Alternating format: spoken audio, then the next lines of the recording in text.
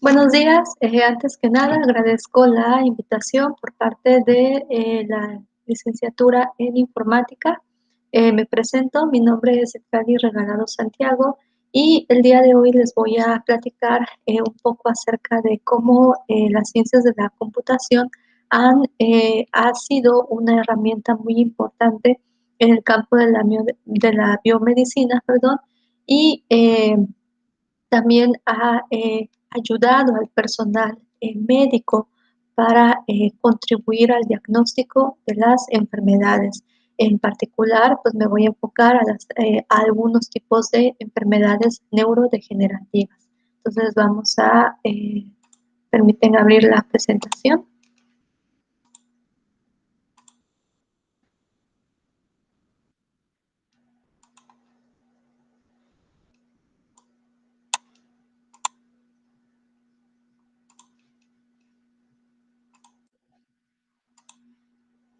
Bien, el título de la plática de hoy es Inteligencia Artificial en la predicción de enfermedades neurodegenerativas.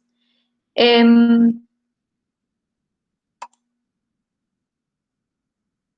para poner en contexto, las enfermedades neurodegenerativas son un grupo heterogéneo de enfermedades de origen multifactorial que afectan al sistema nervioso central.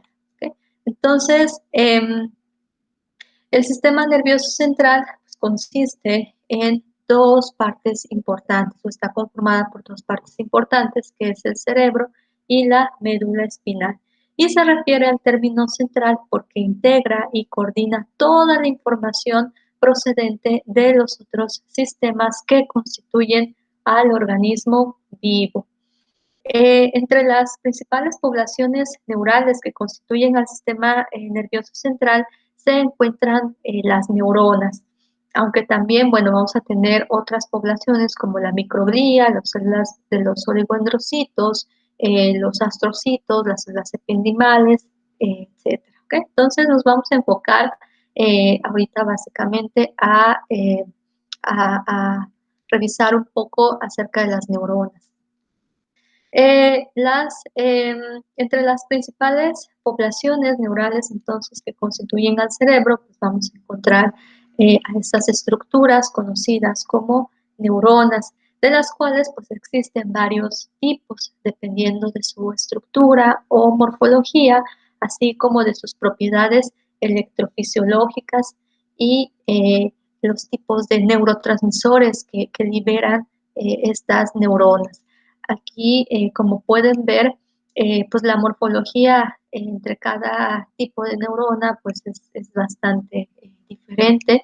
Podemos ver algunas que tienen grandes arborizaciones dendríticas, como pueden ser estas neuronas que se ubican en la región del cerebelo o estas que se encuentran en la zona de la corteza cerebral o en las zonas del hipocampo, en las regiones de los núcleos talámicos. Las neuronas, bueno, actualmente eh, las neuronas las podemos estudiar a través de diversas técnicas, a través del cual pues, nos pueden revelar las características electrofisiológicas y moleculares o de biomarcadores moleculares que presentan cada una de ellas. Las neuronas se comunican a través de una combinación de señales eléctricas y químicas. Las señales químicas pues representan la liberación del neurotransmisor, ¿no? Y a esta comunicación que se establece entre dos neuronas o entre una neurona y una célula del sistema periférico, pues se conoce como sinapsis. Existen alrededor de 150 trillones de sinapsis que integran y procesan la información, la cual es mediada por estas biomoléculas conocidas como neurotransmisores. Eh, Aun cuando, como pueden ver en la imagen de la derecha, aun cuando pareciera, ¿no?, una estructura pues bastante caótica e irregular, pues la citoarquitectura del sistema nervioso central pues es bastante compleja, ¿sí?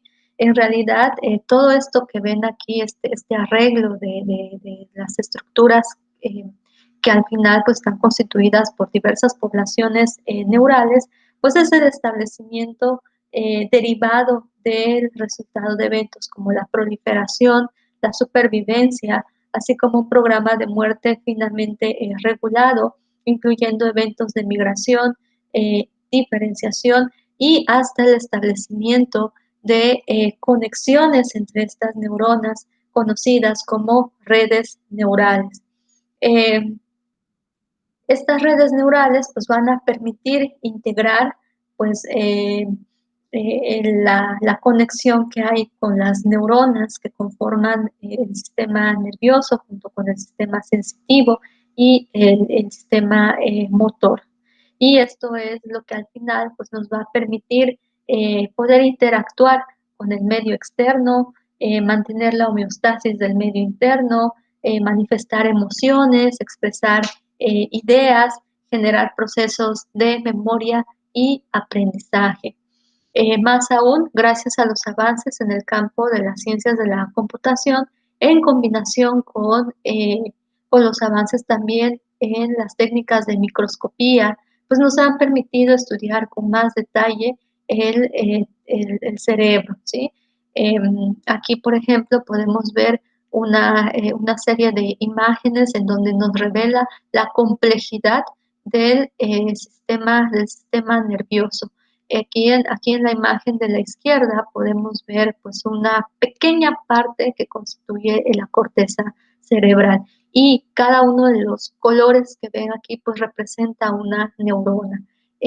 Y pues todas estas estructuras que parecen como pequeños hilos, pues en realidad representan las dendritas de cada una de estas neuronas y la conexión que se presentan entre cada una de ellas.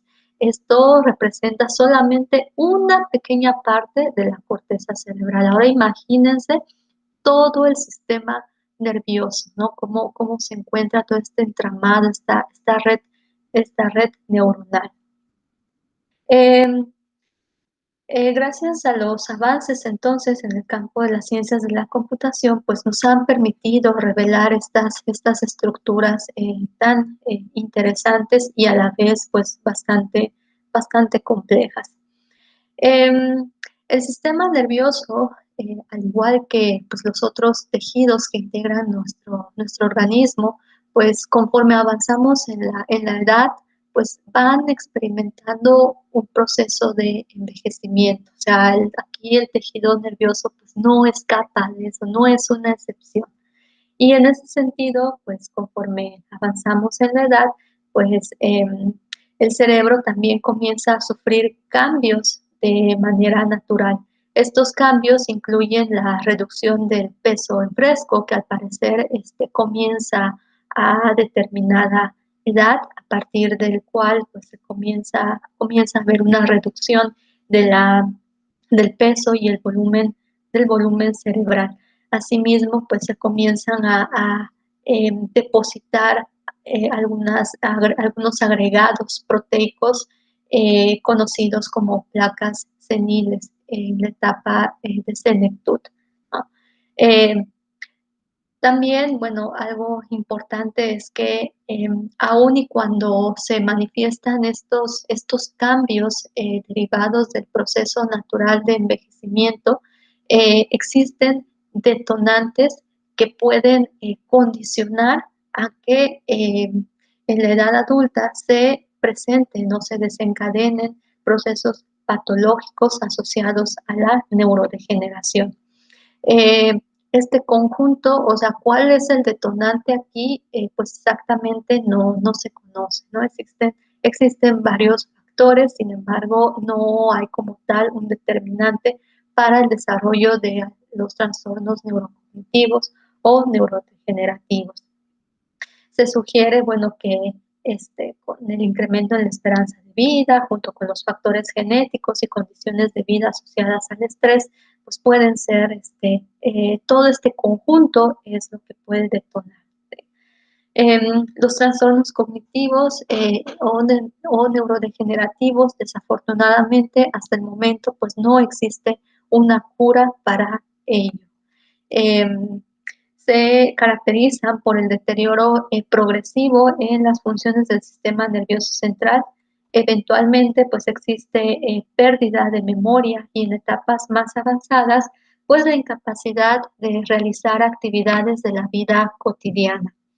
Eh, las enfermedades neurodegenerativas afectan alrededor de 50 millones de personas alrededor del mundo y cada año se reportan alrededor de 10 millones de casos nuevos.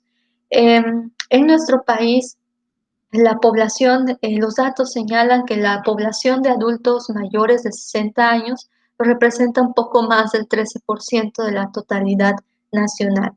Y de acuerdo a las proyecciones de la CONAPO para el 2050, pues dicha población se estima que representará el 22% de la población mexicana.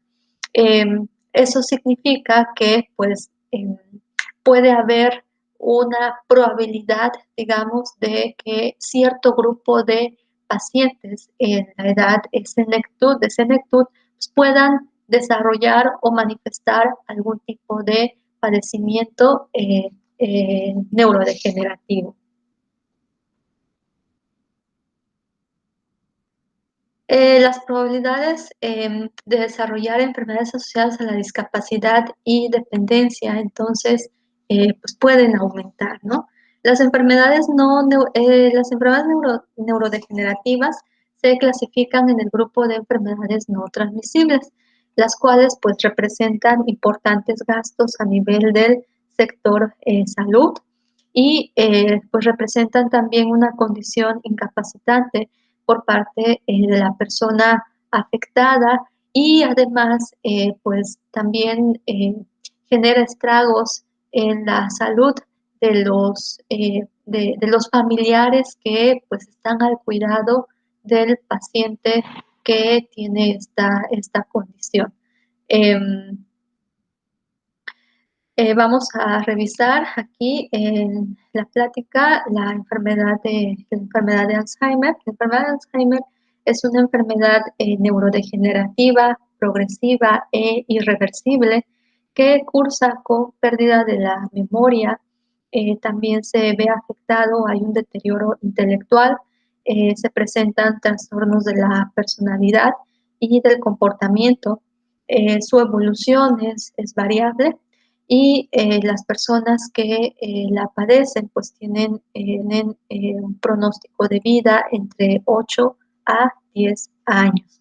Aquí en una fotografía que les muestro pues es la imagen de un paciente con la enfermedad.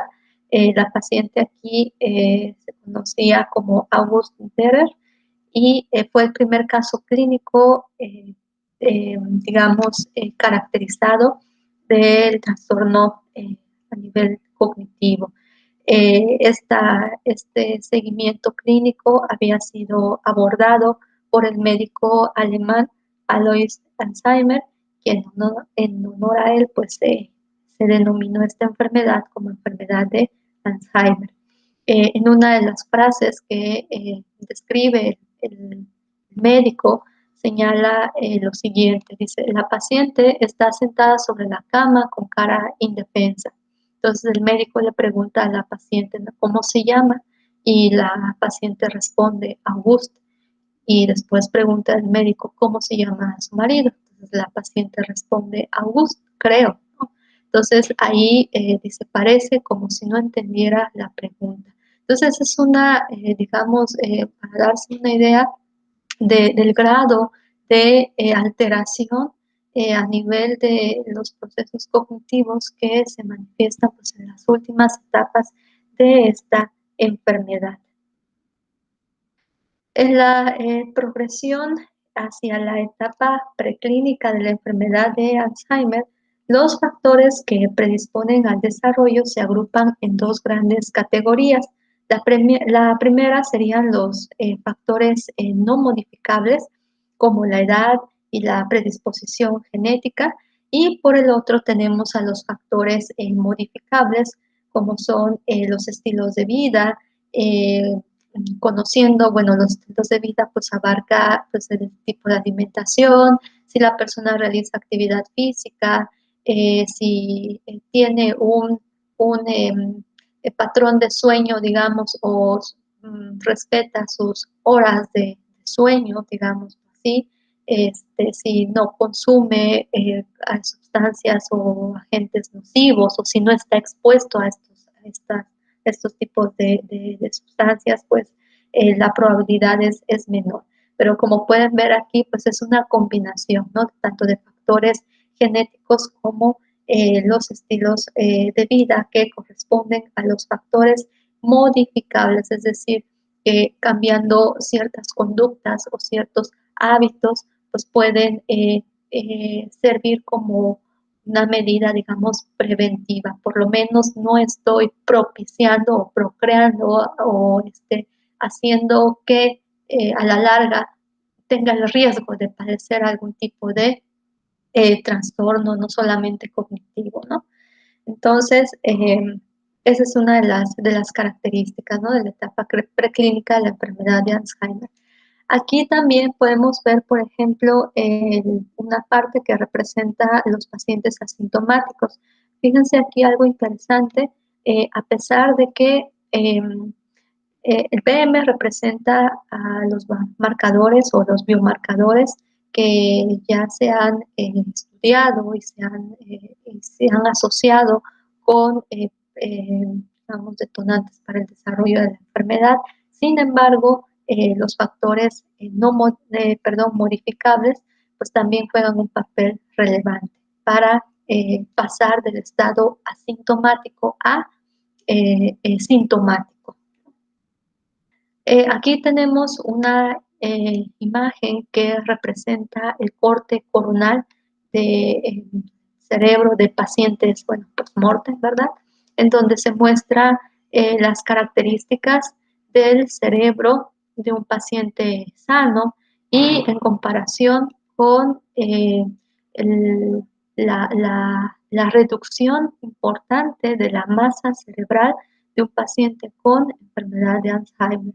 Vean cómo prácticamente, o sea, la masa cerebral está reducido a nada, o sea, estos espacios que teníamos aquí, que estaban formando los surcos y cisuras, aquí pues prácticamente pues, parecen grietas, ¿no? En el caso de un tejido de un paciente con enfermedad de Alzheimer.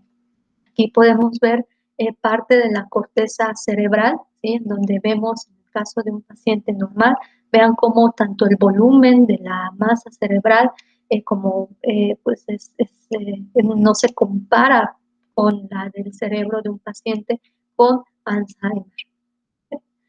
En el caso de la enfermedad de Parkinson, que es la otra parte que también voy a mencionar, pues constituye la segunda enfermedad neurodegenerativa más frecuente, seguida de la enfermedad de Alzheimer, cuya causa, aunque se desconoce, pues resulta también de una combinación de factores ambientales y genéticos. En las imágenes que les muestro, bueno, está la portada de la monografía escrita por James Parkinson, en el que describe el cuadro clínico de la enfermedad como movimientos temblorosos involuntarios, con propensión a encorvar el tronco hacia adelante, como pueden ver en esta fotografía de un paciente diagnosticado con esta enfermedad. Las áreas importantes o más afectadas en esta enfermedad son unas estructuras conocidas como ganglios basales. Los ganglios basales, pues, es una compleja red de neuronas que participan en el control motor, en el control cognitivo y afectivo. En ese sentido, pues, el cuadro clínico de la enfermedad de Parkinson, pues, no solamente implica alteraciones a nivel motor, sino aspectos no motores como los trastornos psiquiátricos, ¿sí? En las primeras etapas, pues, a veces los pacientes manifiestan, pues, tener un pequeño movimiento involuntario en las extremidades, muchas veces, pues, si uno no lo muchas veces que uno no lo reconoce, pues, no hace caso o hace caso omiso a esas pequeñas, manifestaciones. También, las primeras etapas, pues, manifiestan, insomnio, incluso hasta cuadros, que no tienen o aparentemente no tienen que ver con algún tipo de trastorno cognitivo. También se presentan, bueno, entre los aspectos no motores, se presentan los cuadros psiquiátricos como depresión, ansiedad, apatía, ¿sí? Algunos pacientes también refieren perder el sentido del olfato. También, bueno, como ya les comentaba, se presentan trastornos a nivel del sueño y en fases avanzadas de la enfermedad, pues sí presenta un deterioro cognitivo, aunque no se da en las primeras etapas de la enfermedad. Más bien en las primeras etapas o los primeros síntomas que se presentan, pues es a nivel motor. ¿Sí? Y esto se debe a que existe una pérdida de una población de neuronas conocidas como neuronas dopaminérgicas, en las cuales pues se caracterizan por la liberación de una sustancia conocida como dopamina. En los estudios histopatológicos, además, es característico la presencia de estas estructuras conocidas como cuerpos de Lewis, que se encuentran formadas por proteínas conocidas como alfa-sinucleína. Entre los síntomas de la enfermedad de Parkinson se encuentra el temblor de reposo, ¿sí? También se encuentra la bradicinesia, que se refiere a los movimientos lentos, ocasionando que pues, la persona tarde el doble de tiempo o más en realizar actividades que forman parte de la vida cotidiana, como puede ser desde vestirse, abotonarse, rasurarse, peinarse, darse la vuelta en la cama, cocinar, tomar un cubierto, todo eso pues se ve prácticamente o al paciente pues le cuesta mucho trabajo y pues eso resulta pues una situación pues bastante eh, desesperante, ¿no? Para el paciente. Eh, También pues se presenta rigidez a nivel muscular, que son entre las primeras manifestaciones de ella, y los músculos pues en ese sentido pues los músculos se mantienen o se caracterizan por tener cierta rigidez y poca flexibilidad. La escala unificada, digamos, de la enfermedad de Parkinson se conoce como escala OPDRS, ¿sí? Que es una escala de valoración de los pacientes con enfermedad de Parkinson y es un sistema de clasificación diseñado para el seguimiento longitudinal del curso de la enfermedad de Parkinson. Es decir, aquí a los pacientes a los cuales pues ya conjuntan toda esta serie de síntomas clínicos, pues se le da el tratamiento digamos, paliativo, porque recuerden que pues no hay una cura como tal para la enfermedad, y entonces pues se le hace un seguimiento a este paciente, ¿no? En donde se le hace una serie de preguntas en el cual, bueno, dependiendo de la respuesta del paciente, se califica como 0 si es normal o 4 como afección severa.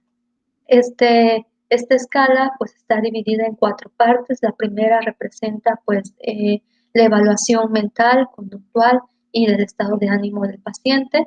La segunda parte constituye pues la evaluación a nivel de hacerle preguntas referente a las actividades que lleva en la vida cotidiana.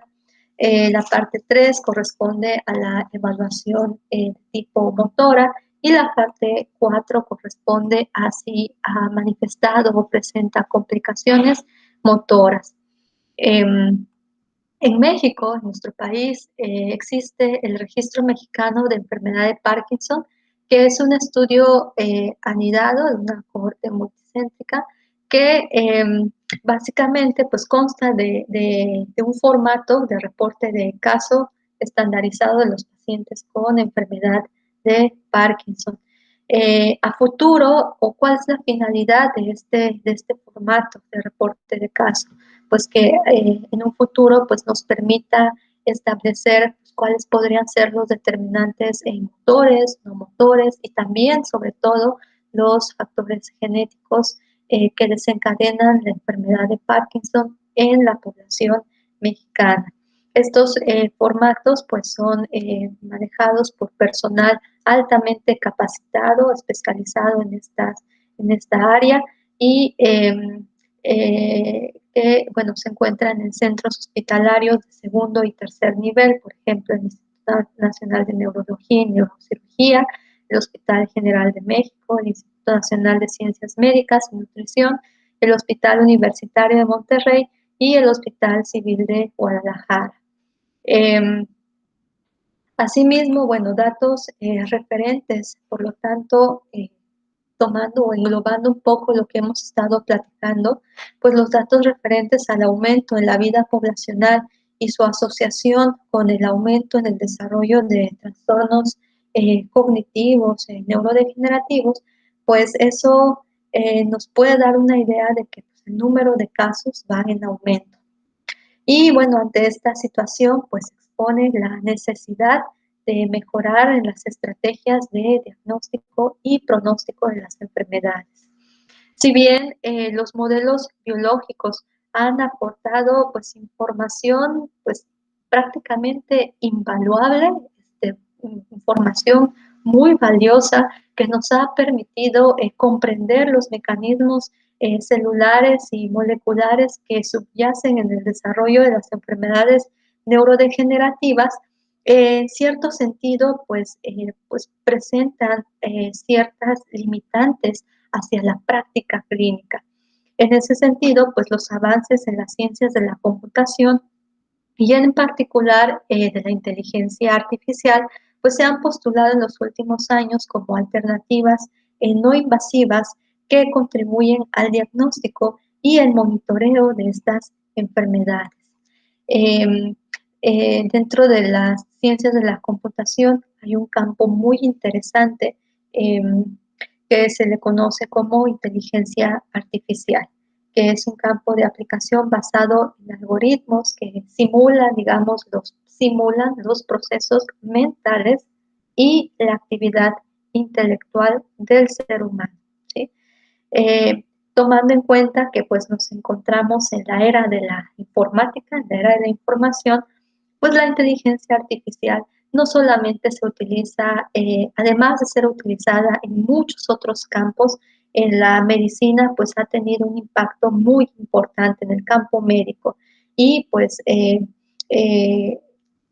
todavía este campo de la inteligencia artificial pues tiene mucho todavía que dar, que avanzar, muchos avances que se tienen que ir, digamos, afinando, y pues esto puede ser muy importante para sobre todo el personal médico que pues resulta ser herramientas importantes que contribuyen al diagnóstico de enfermedades.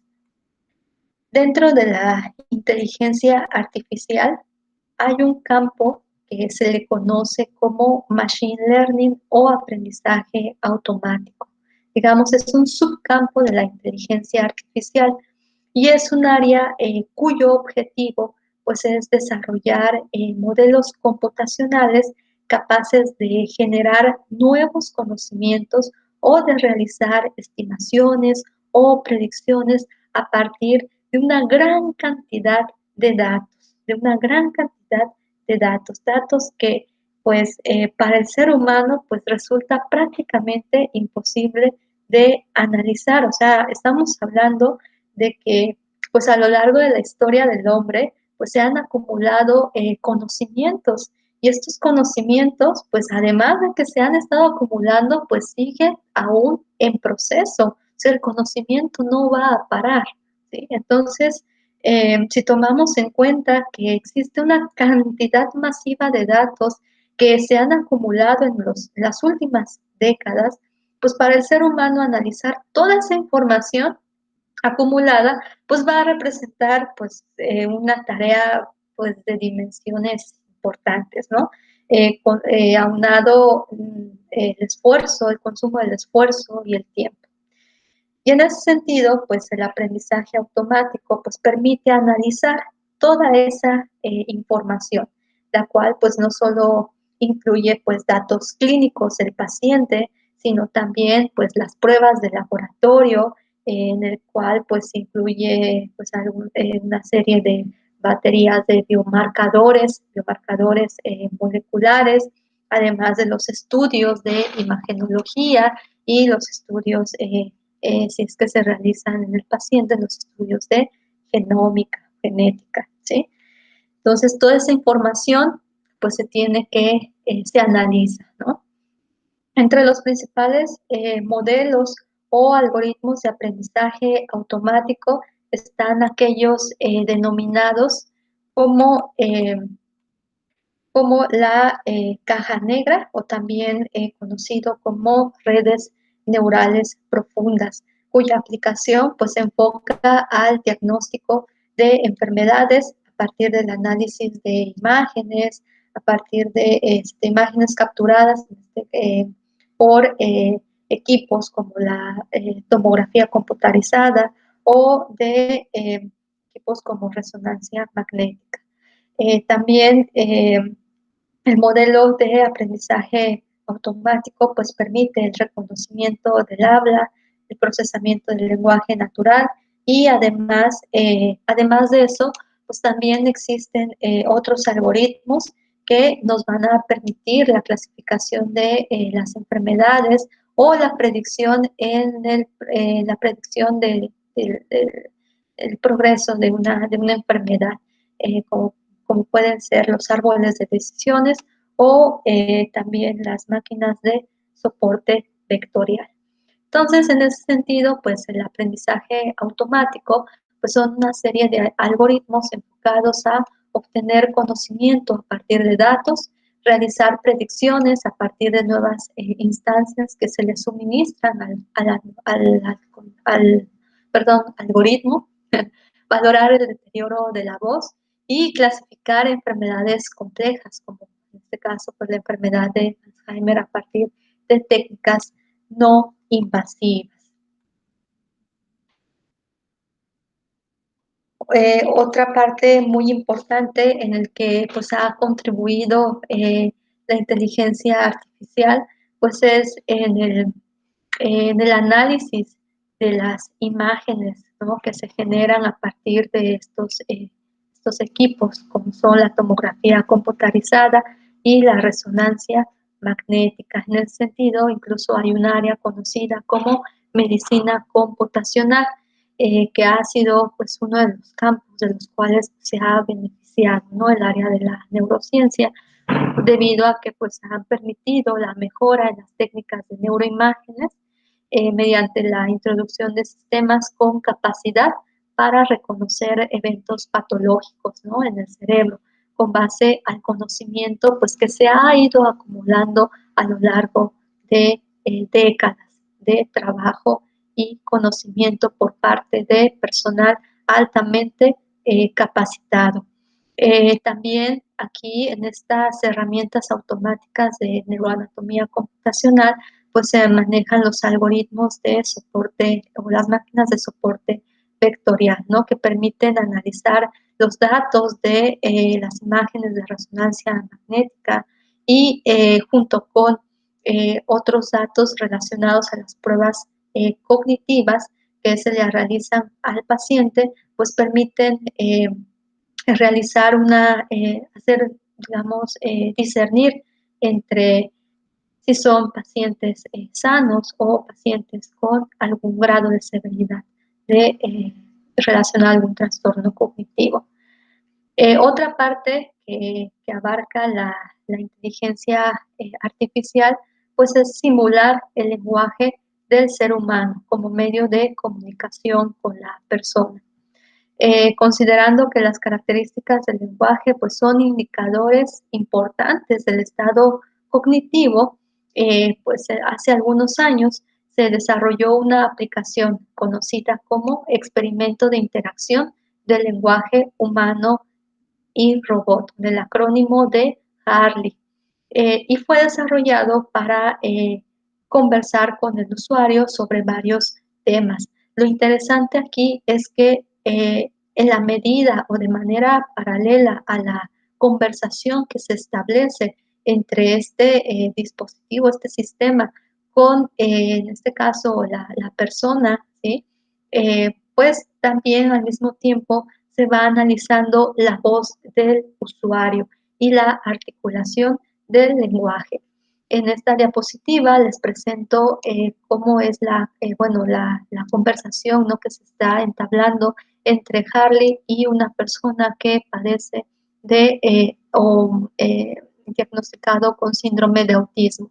Lo azul pues representa la conversación, ¿no? Que la respuesta, las preguntas las hace Harley y las respuestas, bueno, la persona que entabla esta conversación. Y las partes grises pues representan las pausas, es decir, el tiempo en el que la persona tarda en responder a las preguntas que le hace Harley.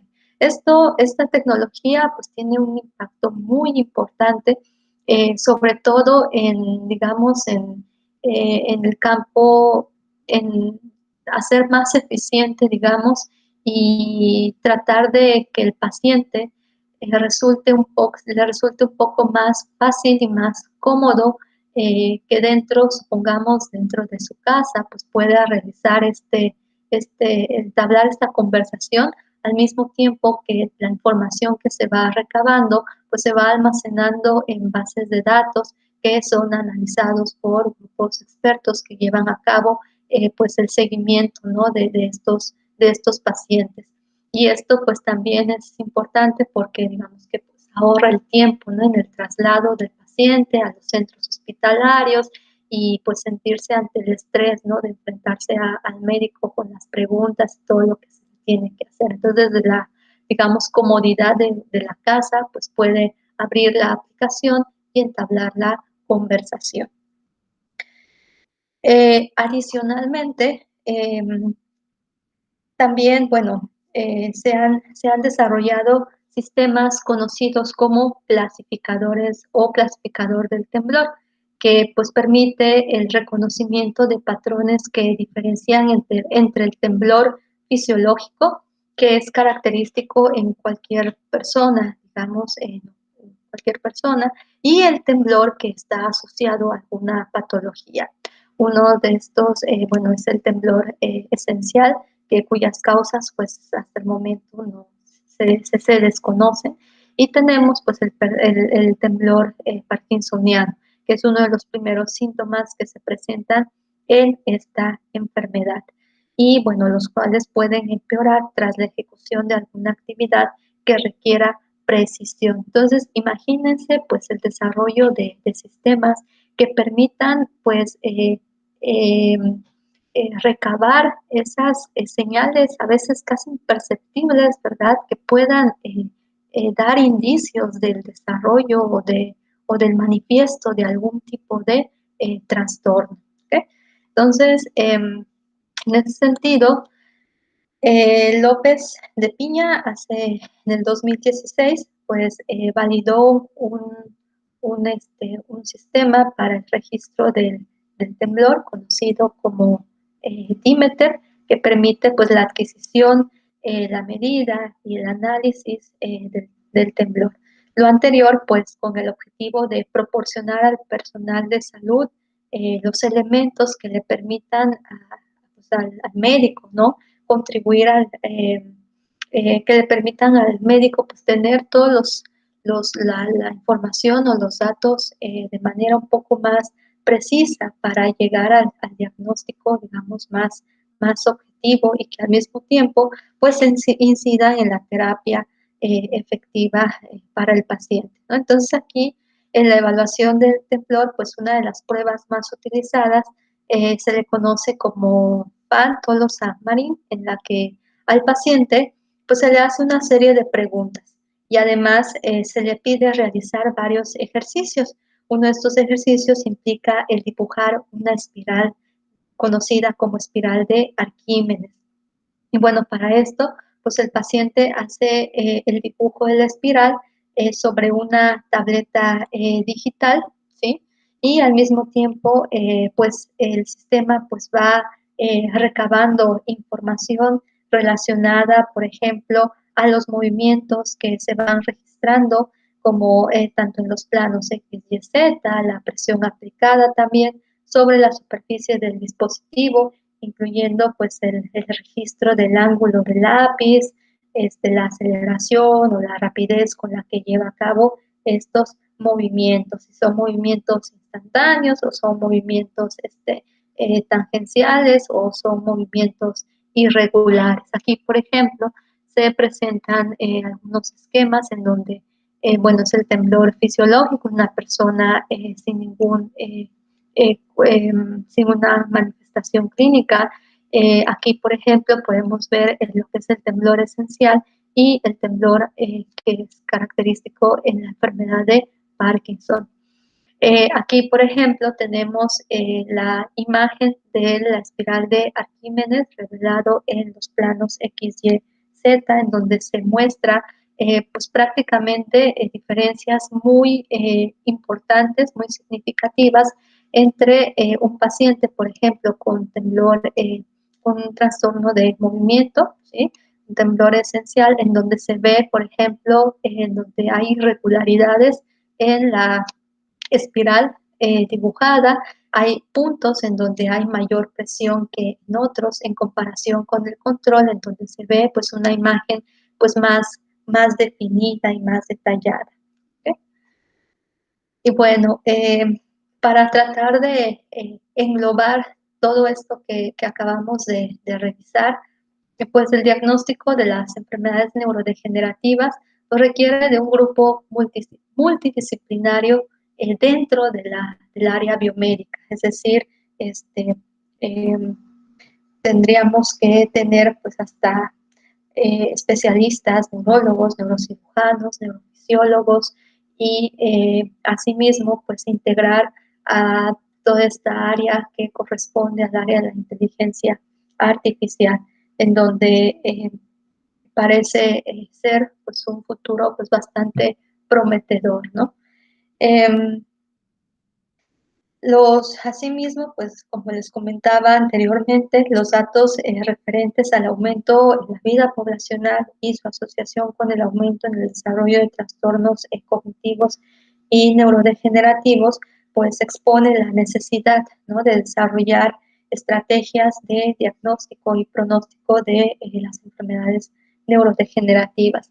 Y en ese sentido, pues dentro del campo de la inteligencia artificial, pues los algoritmos de aprendizaje automático pues podría ser una herramienta valiosa, ya que podrían permitir pues el uso de datos de manera más eficiente y de esta manera pues podrían también brindar al personal de salud información sobre los mecanismos de la enfermedad, también pues